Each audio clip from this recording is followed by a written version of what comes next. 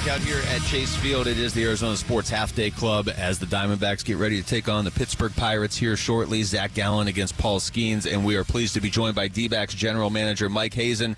Mike, thank you, as always, for the time here. Appreciate this. I guess let's just start with last night and get last night out of the way.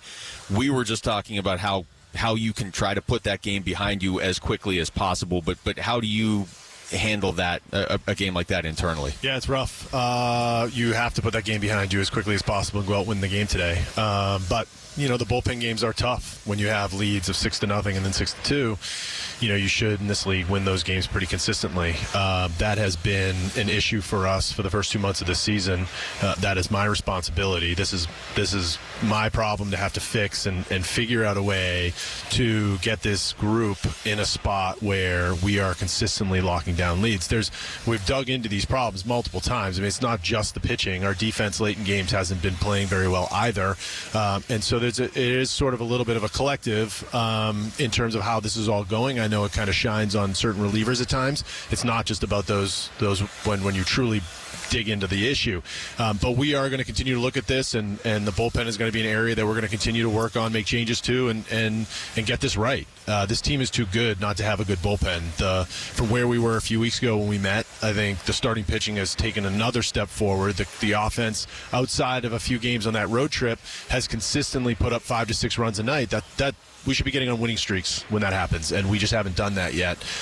And injuries are not an excuse. The performance just isn't where it needs to be. This team is too good not to execute at those levels. So I do think some of these, if not all of these issues, are fixable. They work hard. We're not hurt.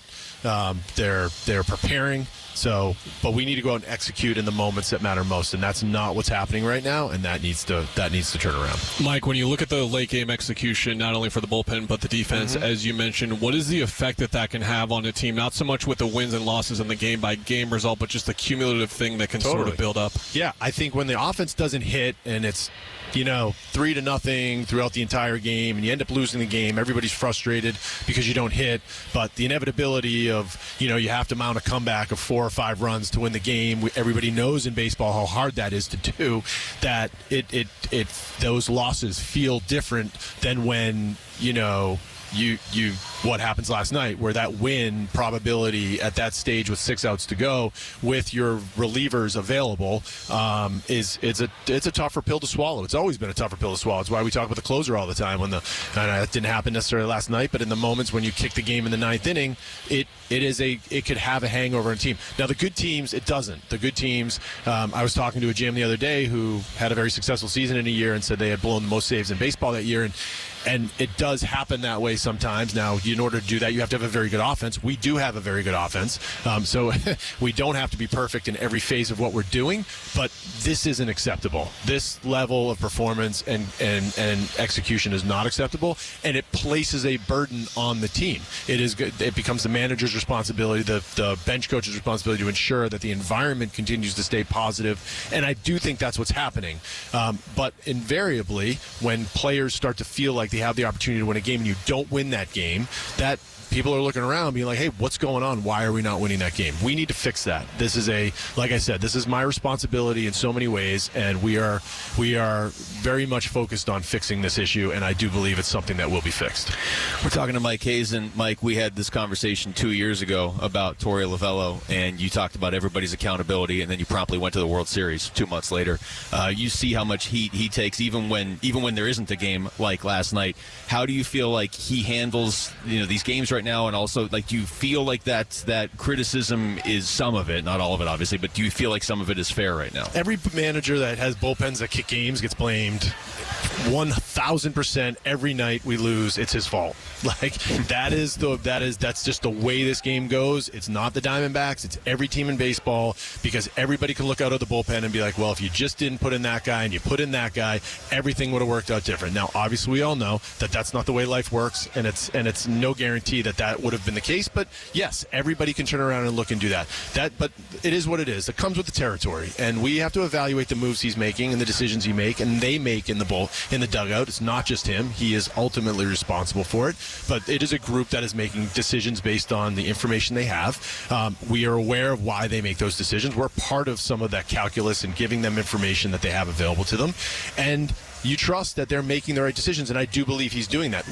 When the execution doesn't happen, then it's the easiest place to go is it was his decision that screwed it up. That is not what happens. The players bear responsibility to execute in those situations. And to me, the fact that it's not just the relievers, that it's also our defense. It's that we scored 6 runs in the first 4 innings last night and didn't score again against their middle of their bullpen. Those are all contributing factors to how that game ultimately finished. And when you have to zoom out a little bit and not just fixate on yesterday's game, what are the things we're doing well and what are the things we're not doing well? There's a large pocket of this team that is playing at a level that I am very appreciative of. It goes to the starting pitching. It goes to the 1 through 9 of the lineup. It goes to guys having really good seasons. It goes to the makeup of the club that's inside the walls and how hard they work.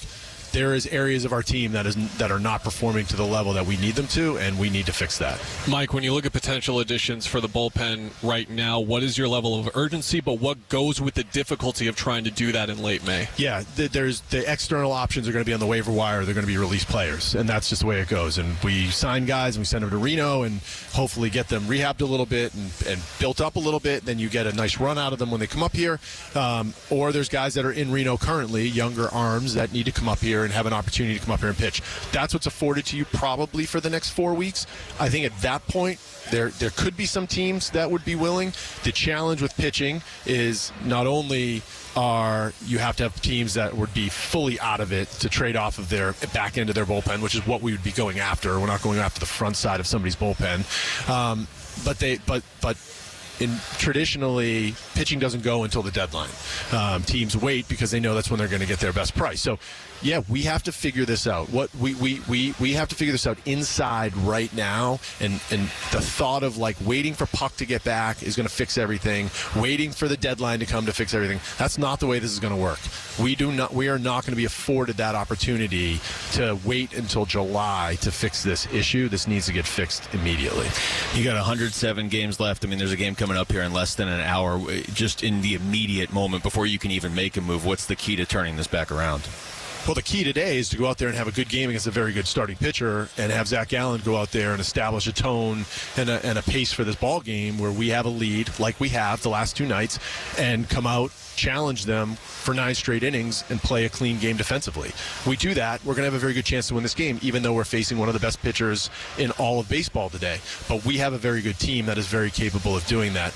And we're not going to catch the 3 teams in front of us today or tomorrow or the next day. We have to win today's game and then Friday and just focus on that one day at a time and start to build some confidence in how we're playing innings 7 through 9. I believe that is an issue that we are probably challenged with, and that confidence doesn't just come with one win or one game. It comes when you start to have winning streaks and you start to feel good about things, and then some things start to bounce your way here and there, and all of a sudden you're like, well, we shouldn't even have won that game, but we did.